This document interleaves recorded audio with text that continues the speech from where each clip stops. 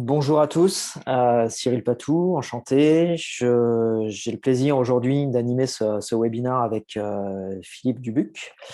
Nous sommes tous les deux chez Pignel Entity et nous allons parler aujourd'hui d'un sujet qui est autour de la gestion des accès et des identités clients. Quels sont les grands enjeux de ce type de plateforme? Quels sont les mécanismes à mettre en place pour travailler à la fidélisation, l'acquisition de nouveaux clients et la génération de revenus. Donc on va, dans un premier temps, repasser rapidement les grands fondamentaux, selon nous, du customer IAM, donc la gestion des accès des identités clients, pour ensuite le prendre avec le prisme de la sécurité, qui est un des deux grands axes les plus importants, j'y reviendrai, au travers d'une démonstration, et passer un petit peu plus de temps sur quelque chose qui est arrivé plus récemment, je dirais, dans la mise en place d'une plateforme de SIAM, qui est l'ID proofing, c'est-à-dire comment on va s'assurer de manière encore plus fine que l'utilisateur est bien la personne qu'il prétend être. Donc, dans un premier temps, une vision, je dirais, large de ce que peut être le parcours de vos clients. Et l'ensemble de ces différentes étapes sont critiques dans ce parcours. Mettre en place un parcours qui soit fluide, qui soit simple, peut vous permettre de faciliter l'acquisition, la fidélisation, la génération de revenus et la confiance de vos clients, qui sont absolument critiques aujourd'hui dans la mise en place de ce type de service, ou à l'inverse, ne pas y travailler suffisamment peut générer de la frustration, de la friction et avoir un impact sur la navigation de votre utilisateur. Je pense que tous, à titre personnel, on a connu des expériences où on a abandonné assez rapidement la navigation sur un site, abandonner la validation d'un panier parce que c'était trop complexe, ou l'expérience utilisateur ne convenait pas, tout simplement. Donc, sur le slide précédent, Philippe, si tu veux bien revenir sur le slide précédent. L'ensemble des grandes briques sur lesquelles on va parler aujourd'hui, c'est l'acquisition, c'est-à-dire l'inscription, et puis l'authentification de l'utilisateur, facile et simple sur l'ensemble des portails, la possibilité de proposer du self-service, la possibilité de proposer une personnalisation, c'est-à-dire comment on fait en sorte de bien connaître son client au fur et à mesure pour lui proposer plus de services personnalisés, et la confiance, qui est l'une des pierres angulaires de cette relation avec vos clients autour de la sécurité, notamment, des services que vous proposez. Donc, sur le slide suivant, effectivement, on donne un exemple assez clair et concret de l'impact que peut avoir une plateforme de Customer IAM sur la génération directe de revenus, c'est-à-dire sur le taux de validation d'un panier d'achat. Donc, il y a des études marketing qui ont recensé les 10 raisons premières d'abandon d'achat. Et dans les 3 premières, alors la première, c'est le coût les coûts de livraison. Alors ça, pour le coup, on ne peut pas faire grand-chose. En revanche, les 2 suivantes sont assez intéressantes. Le site m'a demandé de créer un compte, et la troisième, c'est un process de validation de panier qui est trop long. Et ça, clairement, la mise en place de mécanismes qui viennent avec une plateforme de Customer IAM peut vous permettre d'agir directement sur ce type de problématique. L'autre aspect sur le slide suivant qui est à prendre en compte et qui est extrêmement important, c'est d'avoir un excellent équilibre entre l'expérience utilisateur d'un côté et la sécurité de l'autre. L'expérience utilisateur, faut que ce soit fluide, il faut que l'utilisateur se sente tout de suite embarqué dans une expérience client qui se sente à l'aise dans la navigation. Il y a des études, encore une fois, qui montrent que l'exigence en termes d'expérience utilisateur, elle est croissante d'année en année. À l'inverse, une mauvaise expérience utilisateur peut avoir un impact direct sur la fidélité. Et la sécurité aujourd'hui, le grand public est parfaitement conscient de l'importance de la sécurité, de l'importance de faire attention à qui on va confier ces données privées. Et, et donc, du coup, l'enjeu, c'est de proposer une plateforme qui va proposer un excellent équilibre euh, sur ces deux aspects. Alors, qu'est-ce que ça veut dire en termes du point de vue de l'utilisateur?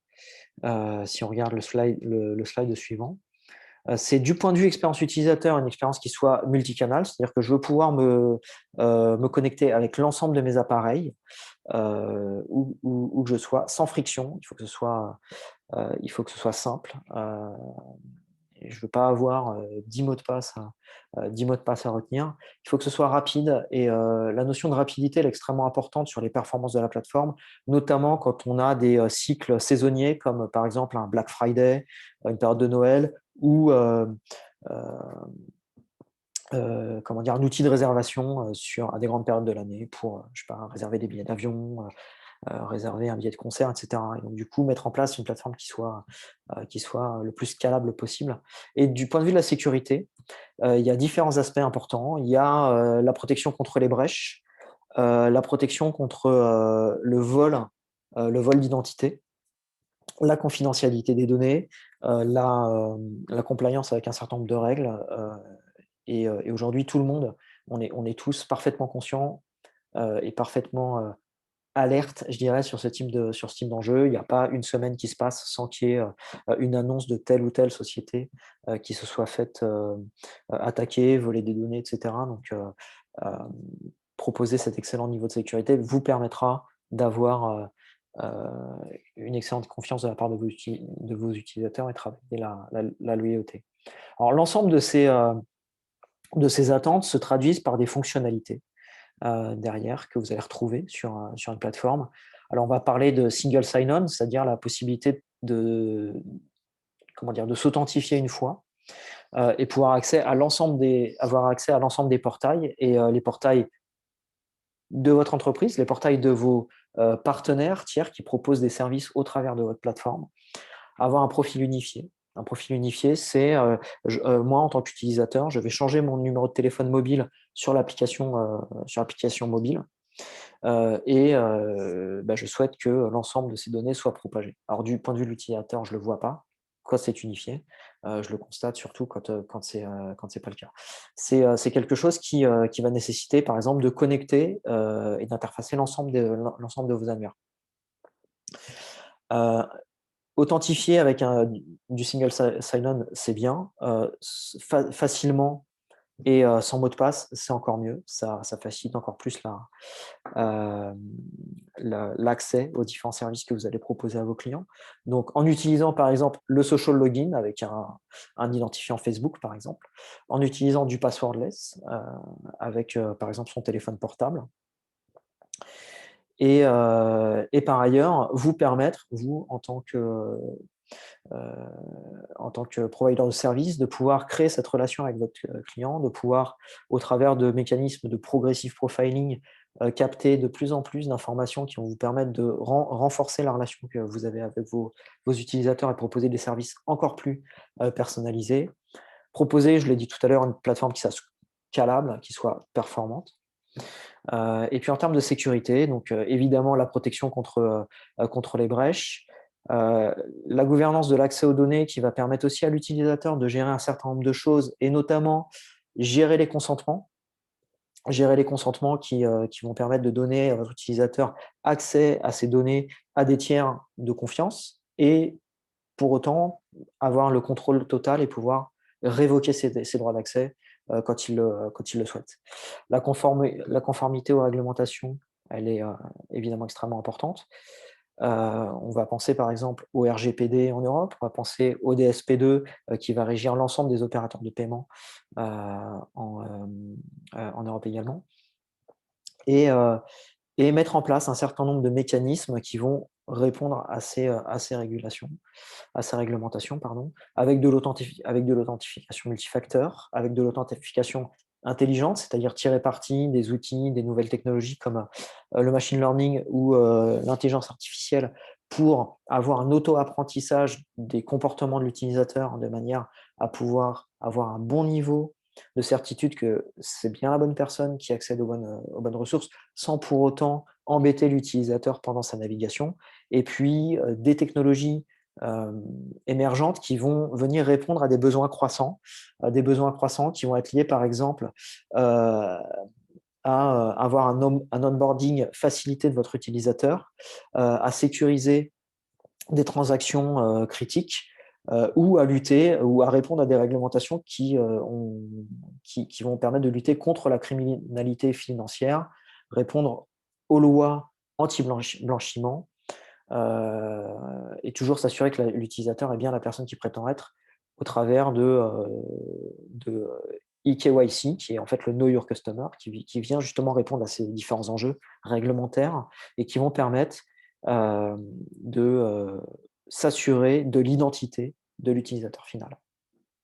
Donc on passera un petit peu de temps là-dessus, puisque sur la plateforme qu'on propose, on a enrichi récemment cette plateforme d'une technologie d'identity proofing, pardon, que Philippe va vous présenter, qui répond justement à ce besoin de eKYC pour ces différentes réglementations.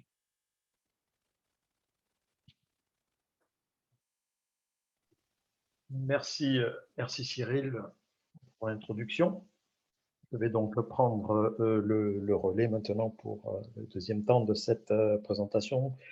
Nous avons environ une demi-heure devant nous pour prendre quelques questions en fin de session. Je vais m'assurer de garder un peu quelques minutes pour les prendre. Donc vous pourrez, au travers du chat, poser quelques questions. Je suis Philippe Dubuc, donc je suis architecte chez Ping depuis quelques années. Et là, je vais consacrer un peu de temps à vous présenter comment la plateforme Ping Identity peut servir ces enjeux autour du CIAM. Donc, on va couvrir quelques cas d'usage que je vous présenterai essentiellement par des démonstrations dans un environnement plutôt bancaire, on va dire, où normalement les enjeux de sécurité sont assez élevés. Donc, c'est relativement une bonne référence. Alors, d'abord, voyons les services que la plateforme Ping délivre pour le CIAM. Donc, on sert ce parcours client en assurant cet équilibre sécurité et expérience, hein, qui sont les deux enjeux majeurs, outre le fait de vendre des produits sur une plateforme de e-commerce. La captation du prospect est fondamentale, donc ça se traduit par des techniques d'enregistrement. Ensuite, une fois que l'utilisateur est enregistré avec des données de compte stockées dans nos technologies d'annuaire, on va procéder à des étapes d'authentification plus ou moins fortes suivant le service critique qui est accédé. Effectivement, quand on procède au paiement, c'est peut-être un niveau d'authentification plus élevé qu'il faut assurer, à mettre en contraste avec juste un accès au catalogue pour remplir son panier, auquel cas on a juste peut-être besoin d'une identification pour présenter des bons d'achat, des réductions personnalisées sur des produits qu'on aime bien, par exemple. Ensuite, une plateforme CIAM s'articule autour de plusieurs services. Hein. Il y a la plateforme de e-commerce, la gestion du profil, la gestion de la carte de fidélité, etc. Donc, généralement, l'historique fait que ce sont des applications qui ont existé à l'origine en silo et qu'on doit maintenant regrouper autour d'une plateforme unifiée, donc au moins offrir un service de SSO autour de ces divers services. Voilà, donc ça, ce sont les deux fondamentaux, je dirais qu'ils sont relativement bien établis, ils ont été identifiés il y a quelques années. Voilà, ce que Ping améliore, c'est cette navigation, c'est là qu'il y a l'essentiel qui se joue. Ensuite, on a des services additionnels d'autorisation, par exemple, donc autorisation dynamique, j'illustrerai ça très clairement. Ensuite, un point essentiel, ce sont les consentements. Avec les réglementations telles que RGPD, effectivement, on doit s'assurer de la façon dont on communique avec le client, quelles sont les données qu'il accepte de nous passer en tant qu'organisation et pour lequel on a un certain niveau de responsabilité.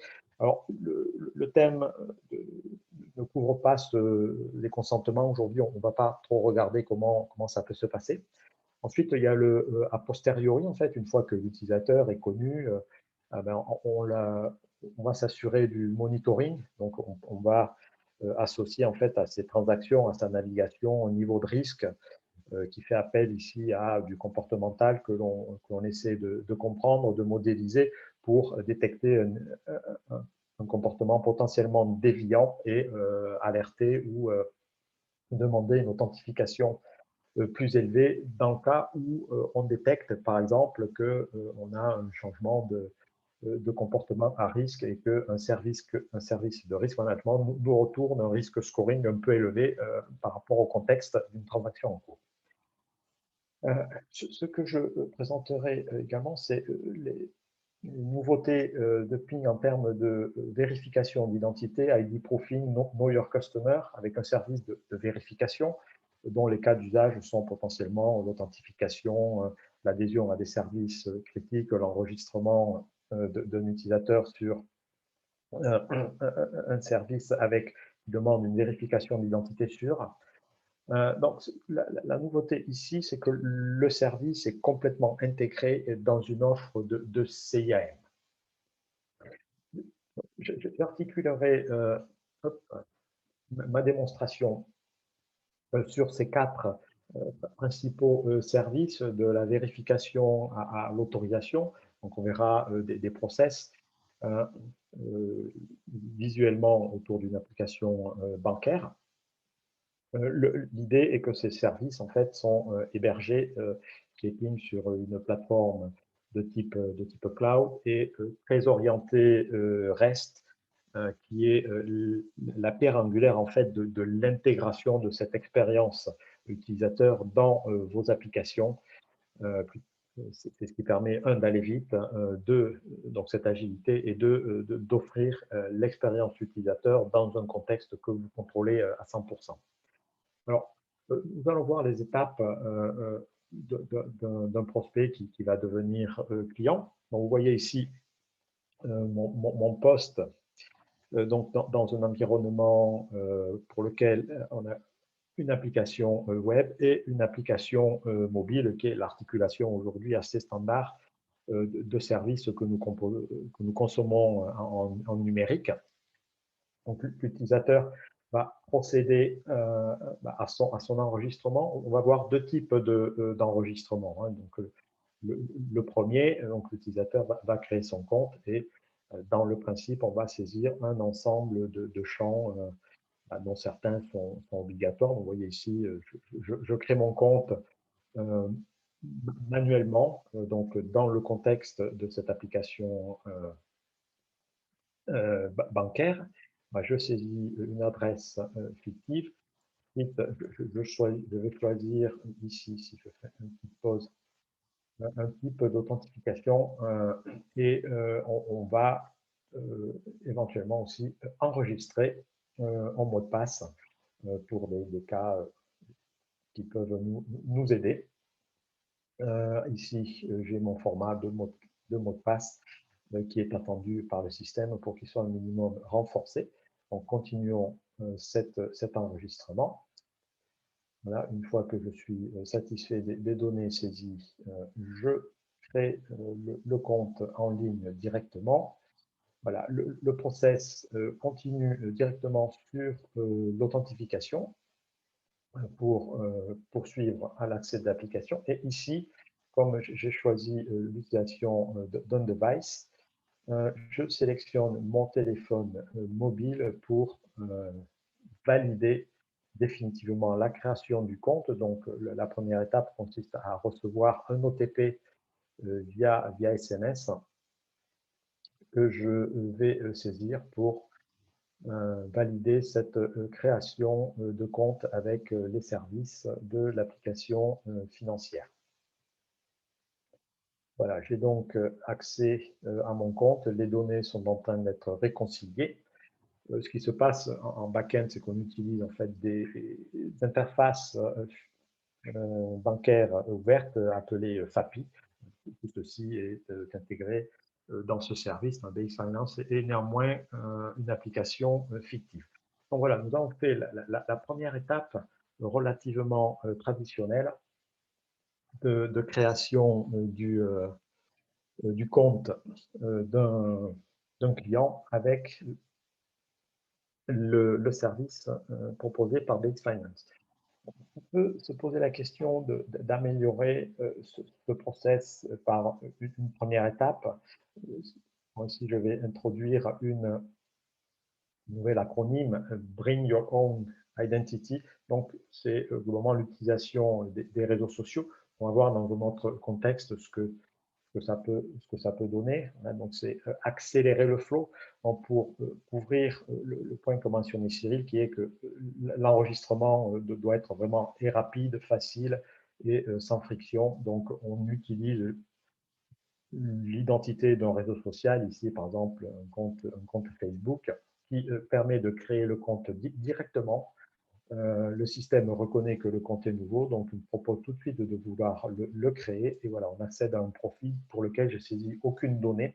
C'est juste une autorisation qu'il y a eu entre le compte Facebook et le service pour créer le nouveau compte. Je peux m'en servir aussi pour valider une adresse email. Donc, le futur client, le prospect, a validé une adresse mail qui devient ici checké en bon français, précisant que donc, le compte a été créé avec une adresse mail vérifiée par un lien qui a été un lien utilisable une fois qui a été donc validé par l'utilisateur. Donc à ce niveau-là, on voit qu'on a déjà amélioré l'expérience utilisateur. On va voir maintenant comment on peut, en revenant à notre application financière, donc, on va beaucoup utiliser le mobile. Donc on va voir maintenant comment utiliser le mobile dans un contexte où on va faire du passwordless. Voilà, on sait que l'OTP envoyé par SMS, par mail n'est pas nécessairement la solution la plus sécurisée en termes de MFA. Donc, on va utiliser les capacités du mobile, d'une protection par biométrie. Donc, la première opération va consister à proposer au client d'associer l'application mobile BX Finance avec le service. Donc, l'application a été chargée. Hein, on doit conduire l'utilisateur à cette étape de chargement, bien sûr. Et ensuite, ici, on va rajouter un device pour réaliser toutes les étapes d'authentification ultérieures. Donc, on va d'abord connecter l'application avec le compte. Donc, on a cette étape d'authentification que l'on a déjà vue précédemment, mais cette fois dans le contexte de l'application mobile. Donc là, j'utilise le compte que j'ai créé tout à l'heure pour m'authentifier. On a vu que c'était par texte SMS. Donc, je vais choisir cette option pour saisir un OTP qui est transmis dans la foulée. Je l'utilise en tant que mot de passe non rejouable. Voilà, maintenant je suis authentifié, le pairing démarre et on me demande l'approbation. Voilà, l'étape est terminée.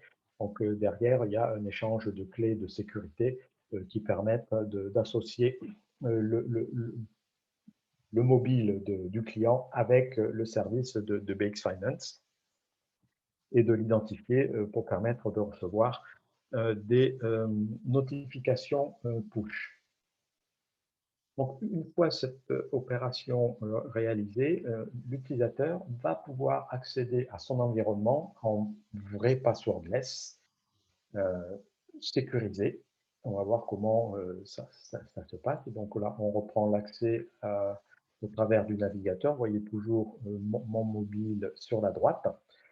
Voilà, je m'authentifie, enfin, je m'identifie, pardon, et je choisis cette fois le mobile nouvellement enrôlé, qui, cette opération permet d'envoyer une notification que l'on a vue assez rapidement et que j'approuve après avoir débloqué par biométrie, donc Face ID essentiellement, le téléphone. Donc, une fois que je valide la notification, voilà, j'ai accès à mon application au travers du navigateur et à mes comptes dans Base Finance.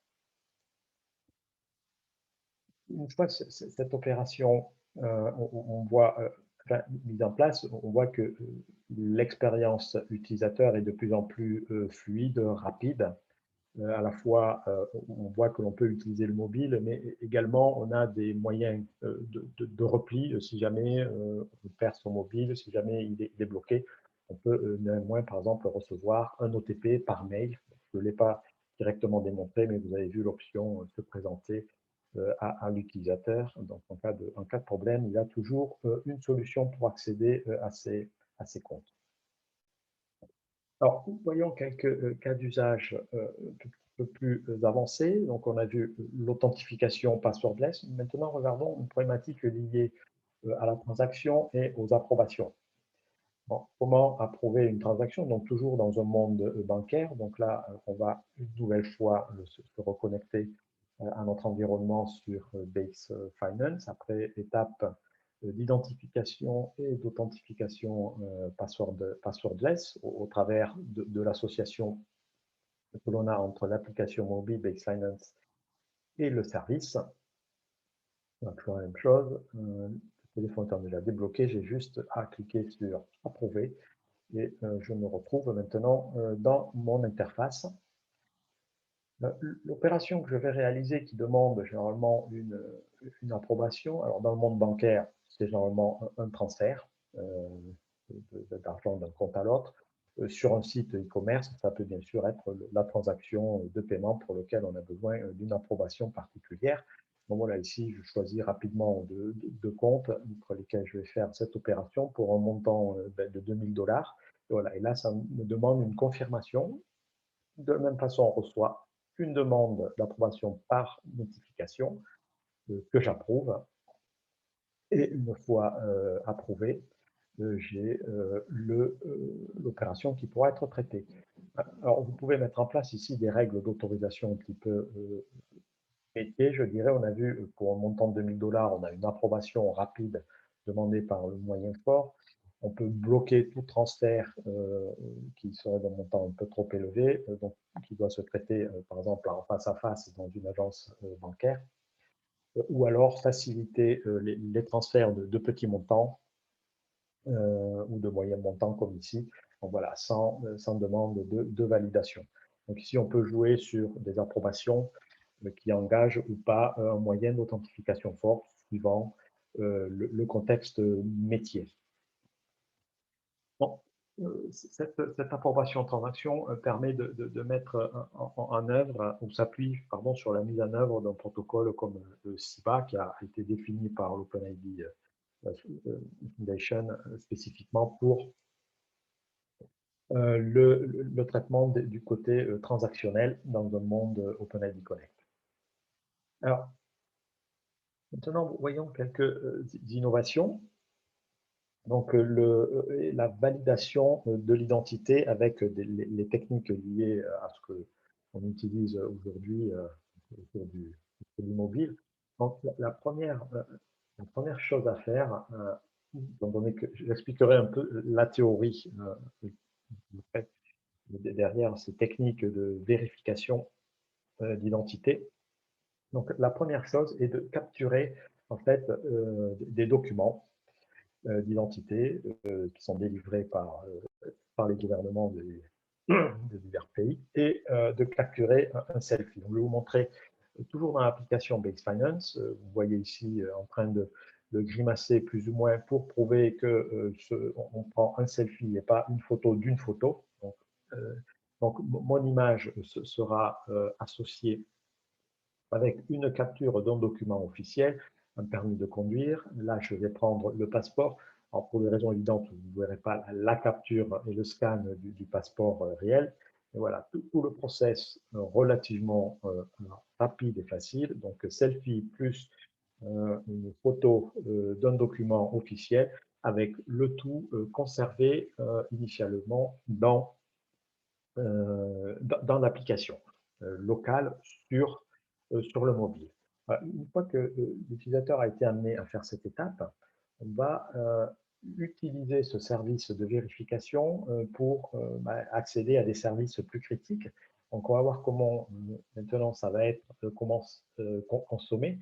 Donc, toujours mon service, ma personne accédant au service de BX Finance, donc authentification via le mobile et une authentification push, comme on a vu déjà plusieurs fois.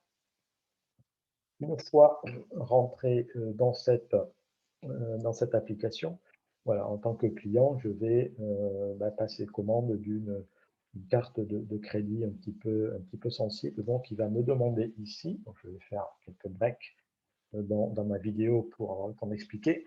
Donc voilà, le service déclenche une demande d'authentification dont le niveau de sûreté doit être le plus élevé. Donc, je vais actionner l'usage de la vérification de l'identité. Donc, l'application délivre un QR code avec un numéro qui intègre un numéro de transaction et d'application, de façon à avoir une association entre quelle appli a demandé quelle vérification d'identité. Donc, avec un QR code, bien sûr, vous imaginez que je prends mon application et le service de vérification d'identité qui est intégré via les API. Je scanne ce QR code. À ce niveau-là, vous voyez, mon document, passeport ou autre, plus la photo prise en live selfie, sont transmis au service pour deux opérations. Vérification que la photo selfie et la photo du document correspondent et que le document est authentique. Donc, en attendant que le service confirme, voilà, nous on est amené à patienter devant l'écran. C'est généralement quelques secondes. L'opération va se terminer. Voilà, la vérification est successful. Donc, les données sont vérifiées. Donc, le service peut, avec le meilleur niveau de sécurité, valider la demande de carte de crédit un peu particulière avec un certain niveau de privilège. Donc voilà l'usage de l'ID proofing. Donc, ça peut servir donc sur une transaction sensible, ça peut servir en termes d'enregistrement d'utilisateur, ça peut servir en termes d'authentification comme un service de MFA. Donc divers cas d'usage commencent à émerger. Là, ce qui se passe donc sur mon téléphone, en fait, si on va voir que va être maintenu un statut, en fait. Vous allez le voir, voilà, on voit ici vérification successful. Donc, pendant une certaine période de temps qui est déterminée par l'application, le statut de la vérification est avec succès, c'est-à-dire qu'à chaque transaction, on s'épargnera de refaire une vérification avec le service. Par contre, l'application peut, à un certain intervalle de temps, quelques semaines, quelques mois, redemander une vérification effective, de façon à ce que s'assurer que le passeport n'est pas, par exemple, échu, que la date de validité soit expirée ou qu'il y ait eu des changements en termes d'identité de la personne, de nouvelle adresse, etc. Donc voilà, un service qui est maintenant accessible autour d'une plateforme CIAM complètement intégrée plutôt porté par le mobile, qui est un facteur de plus en plus utilisé dans le monde de l'authentification et des services IAM. Alors, je disais un petit peu de théorie. Euh, donc, autour de l'ID proofing ou Know Your Customer, qui est à la fois peut-être une technique qui couvre ses besoins en termes d'expérience utilisateur, mais aussi qui va permettre de couvrir des besoins de sécurité, des besoins d'alignement avec des réglementations. On voit un changement de paradigme, pardon, tel que l'a identifié le Gartner. Donc, dès l'année prochaine, le Gartner voit que 80% des grandes entreprises devraient utiliser d'une manière ou d'une autre ce type de technologie que l'on appelle document-centric. C'est-à-dire que ce que l'on établit de façon sûre, en fait, c'est une correspondance entre une personne physique et la personne qu'elle prétend être au travers de l'analyse, faisant appel à de l'intelligence artificielle, au travers de l'analyse de documents officiels d'identité, contrairement à un process historique qui était baptisé data-centric, où on demandait à l'utilisateur par un canal potentiellement manuel, par courrier, de fournir une preuve d'adresse, mais on fournissait généralement une identité, enfin, des informations que le possesseur n'est pas le seul à connaître. Donc, fournir une adresse, d'autres personnes peuvent connaître votre adresse et s'en servir pour usurper votre identité. Avec une approche document-centrique qui, elle, s'appuie sur les dernières technologies, donc maintenant on est à un bon niveau de maturité, vous obtenez un très haut niveau de certitude sur l'identité. Donc, c'est un système qui, comme je disais, facilite l'expérience des clients, par exemple au niveau de l'auto-enregistrement rapide. C'est-à-dire qu'au passage, on peut extraire du document fourni le nom, le prénom et s'en servir pour alimenter un formulaire d'enregistrement. Donc, ça fait des opérations très rapides en termes d'expérience utilisateur.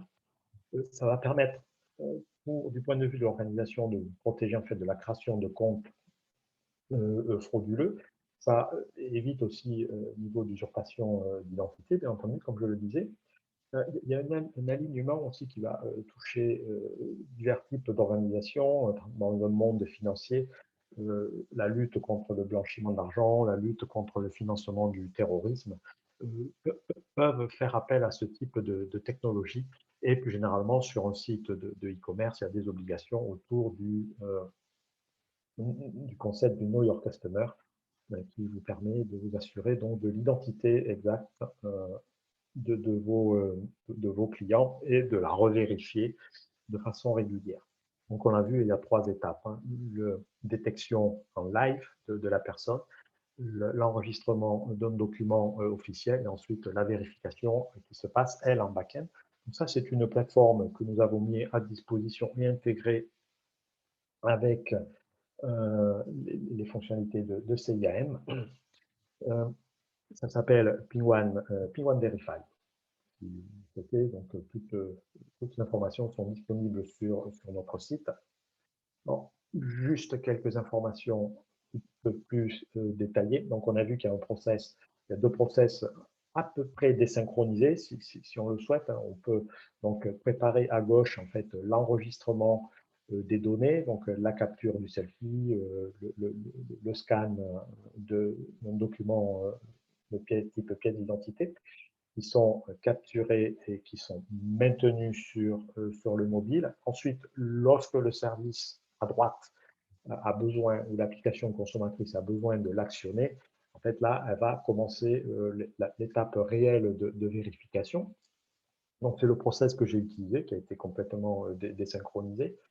Bon, la capture d'écran, pardon, la capture du selfie et les données d'identité sont communiquées. Alors, la pièce d'identité, la photo de la pièce d'identité précisément, sont passées au service. Donc, il y a 2 phases de validation. La première, c'est un service de reconnaissance faciale entre le selfie et la photo sur la pièce d'identité et on recherche les points en fait qui permettent d'établir qu'il y a correspondance ou éventuellement qu'il n'y a pas de correspondance. Donc, si cette première étape est validée, la deuxième étape va consister à vérifier l'authenticité de la pièce d'identité communiquée. Donc, on vérifie électroniquement par intelligence artificielle en fait les divers points de contrôle d'une pièce d'identité officielle, son format, sa date de validité. Par contre, il n'y a pas de vérification sur, par exemple, le casier judiciaire de la personne. Ça fait pas partie du process, c'est uniquement une vérification de la pièce d'identité dont le niveau de sûreté est plus élevé qu'une vérification visuelle qu'on pourrait avoir rapidement dans la rue en communiquant une pièce d'identité à un guichet, à un niveau beaucoup plus élevé. Ensuite, ce qui est maintenu dans la base, c'est le statut de la vérification, si c'est OK, vérifié ou non. Pendant quelques minutes, on va conserver les données personnelles au niveau du service qui peuvent être consommées par l'application, comme je dis, pour procéder à l'enregistrement de l'utilisateur dans son process CIAM classique. Ensuite, ces données sont éliminées, elles sont complètement effacées et plus disponibles. Ce que l'application conserve, vous l'avez vu, c'est donc les documents officiels enregistrés, un selfie et le statut qui a été validé ou pas, potentiellement, en termes de vérification. Voilà pour cet élément un petit peu plus avancé en termes d'expérience, qu'on va voir maintenant de plus en plus dans les expériences liées au CIAM, sur les sites marchands, les sites bancaires par exemple. Donc à titre de conclusion, donc pour boucler, ce que Ping offre en fait, c'est pour du CIAM, c'est une plateforme de service qui est complète, pour lequel nous travaillons à l'équilibre entre l'expérience client et la sécurité. Voilà, la sécurité ne doit pas apparaître comme un obstacle, par contre, elle doit être là. Aussi, on doit respecter ou offrir à nos clients les moyens de respecter les réglementations en cours. Donc, il y en a plusieurs. On parle beaucoup de DSP2 pour le monde bancaire ou RGPD, là, qui est beaucoup plus généralisé. Alors, maintenant, ce sont des réglementations assez en place. Ensuite, il y a aussi comment maîtriser cette plateforme. Chaque organisation, sinon peut-être vous avez des niveaux de maturité vis-à-vis du cloud qui est différent, des engagements qui sont plus ou moins avancés, et vous souhaitez plus ou moins de contrôle sur vos données. Donc, nous appelons Cloud Your Way, le fait de pouvoir déployer ces solutions selon votre propre désir, soit en SaaS, soit sur vos plateformes cloud en propre, soit en hybride. Donc, les parties que vous souhaitez déléguer en SaaS peuvent être prises en SaaS. Donc, entre la sécurité, l'expérience client, la façon de déployer tout ceci dans une même plateforme. Et pour finir, en fait, je voudrais remettre l'accent sur le côté innovation chez Ping. Voilà, on a vu cette ID proofing. Un point que je n'ai pas mentionné, je n'ai pas démontré, c'est la partie risk management. Donc, comment produire un niveau de risque en fonction d'une transaction qui se déroule, donc qui fait appel à de l'intelligence artificielle et du machine learning. Donc ça aussi, ça fait partie de la plateforme. Et puis, à titre de rendez-vous un petit peu dans un futur qui n'est pas si lointain, en fait, on peut donner rendez-vous pour évoquer les decentralized identity, donc les identités décentralisées qui font appel à de la blockchain, qui sont pour une masse de travail, dont l'ID proofing est peut-être le tout premier pas vers cette direction où on va redonner au client, redonner à l'utilisateur en fait la pleine possession de ses identifiants, puisque comme on l'a vu, l'idée c'est de pouvoir stocker sur son propre mobile que l'on a quasiment 24 heures sur 24 sur soi, donc de pouvoir y avoir ses propres identifiants sans avoir à les déléguer sur des plateformes tiers. Voilà, donc là, on est sur un futur qui commence à ne pas être si lointain que ça, qui sera aussi un vrai changement de paradigme. Et je voudrais donc conclure là-dessus pour éventuellement avoir 5 petites minutes à consacrer à des questions. Voilà, si vous, vous avez des questions qui vous viennent à l'esprit ultérieurement, vous avez ici nos coordonnées pour Cyril et moi-même. Nous pourrons reprendre contact si vous le souhaitez.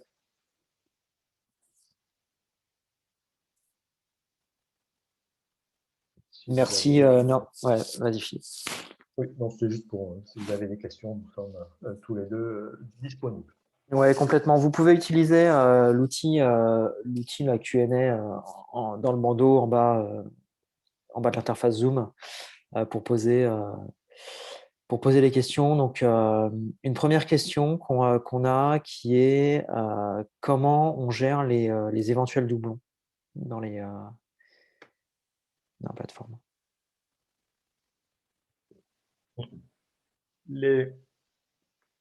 Alors, effectivement, un client peut enregistrer plusieurs, je sais pas, plusieurs identités. Alors, de là à considérer que c'est un doublon,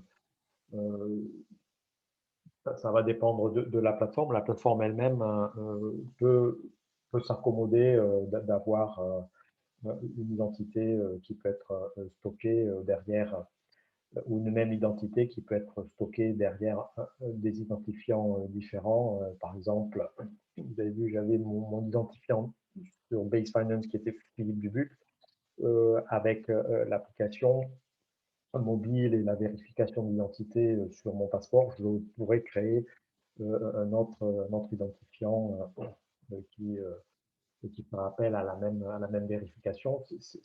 Ça peut être un des principes généraux, en fait, c'est qu'on va pouvoir créer des comptes sur divers services qui font appel à la même identité individuelle. Donc, en fait, oui, il y a une précision sur la question, c'est est-ce qu'on peut empêcher un client de s'enregistrer plusieurs fois sur un service, en fait? Ah, oui, alors effectivement, on peut, ça oui, c'est un contrôle qui peut être mis en place, qui est par défaut d'ailleurs, si on a déjà certaines informations existantes, le compte sera pas validé, sera pas créé. Oui. Ok. On a une question ensuite, merci Philippe, on a une question ensuite qui est de préciser les paramètres ou modalités d'analyse comportementale qui contribuent au score de risque pour permettre une authentification plus ou moins frictionless. Oui. Alors, on a effectivement l'usage de la source du réseau et du navigateur. Donc, si on arrive depuis des réseaux anonymes tels que Tor, ça c'est un élément de rejet assez immédiat. Enfin, c'est à mitiger côté application chaque fois. Ce n'est pas catégorique du point de vue de ping. Le type, ce qu'on détecte aussi, ça va être le voyage, qu'on appelle le voyage impossible, voilà, une connexion à des périodes rapprochées qui, depuis des points qui sont relativement trop distants pour pouvoir être effectués avec les moyens de locomotion actuels, on va aussi avoir le comportement de l'utilisateur sur ses habitudes propres. Par exemple, un changement de navigateur qui peut amener à se poser la question, y a-t-il un risque? Alors, ce que l'on fait généralement, c'est que le niveau de risque vous permet, lui, en fonction de l'évaluation qu'on a faite, de juste déclencher un MFA, de laisser passer ou alors de bloquer définitivement. Voilà, ce sont ces types de données que nous prenons en compte pour l'attribution d'un niveau de risque qui est de votre côté également paramétrable. Vous pouvez accorder plus d'importance à des problèmes réseau qu'à des problèmes comportementaux. Pour tous les mentionner, il y a aussi ce qu'on appelle l'IP Velocity, donc le User Velocity. L'IP Velocity, c'est utiliser un même identifiant sur des adresses IP qui changeraient trop fréquemment. Ça, c'est typiquement des outils automatiques utilisés plutôt par des personnes malveillantes qui essaient de forcer des comptes en utilisant toutes sortes d'adresses IP que leurs outils leur permettent. Voilà ce que je peux dire, mais voilà, ça peut faire l'objet de notre webinaire, typiquement sur la notion de risque intégré à la plateforme. D'accord. Ensuite, on a une question. Alors, est-ce que la vidéo sera accessible en replay? Donc, j'ai vu qu'elle est en cours d'enregistrement. Donc, je suppose qu'elle sera effectivement mise à disposition au travers du site des assises, à confirmer. Je pose la question, je vous reviens là dans quelques secondes. Donc la question, sinon, la vérification d'identité est-elle réalisée via un deuxième contrôle manuel, en plus de l'IA, pour être compliante avec le référentiel PVID de l'ANSSI? L'identité décentralisée sera-t-elle basée sur l'Azure AD vérifiable, sur l'Azure AD Verifiable Credentials? Non, alors oui, la vidéo sera accessible en replay, bien sûr, sur le site. C'est le premier point. La deuxième question, deuxième contrôle manuel. Alors pour l'instant, c'est pas encore le cas, mais c'est plutôt indépendant du service que l'on offre. Voilà, nous on va offrir autour du CIEM le service complètement automatisé qui fait appel effectivement à des traitements de type IA. Ensuite, voilà, le stade, il peut y avoir des stades suivants qui peuvent être plus ou moins manuels, qui sont indépendants de ping et qui peuvent être implémentés. Voilà. Cette solution, ce que vous avez vu autour des démonstrations, c'est essentiellement construit sur des API REST. Donc là, on a construit nous-mêmes des flows selon ce que l'on voit des demandes des clients. Après, c'est complètement adaptable à des cas particuliers.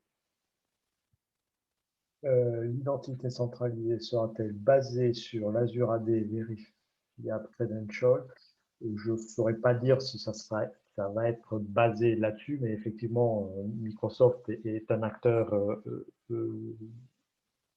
essentiel, important, enfin, un acteur fort dans ce domaine. Et, effectivement, là, je ne pourrais pas répondre, on est un peu trop avancé. On est de toute façon anticipé pour que je puisse répondre si ça interopérera avec la plateforme Azure aujourd'hui. Mais l'idée, c'est que ça soit interopérable effectivement sur des concepts d'identité décentralisée. Là, je dois réserver ma réponse. Voilà, je n'ai pas plus de... Encore quelques semaines, quelques mois à patienter.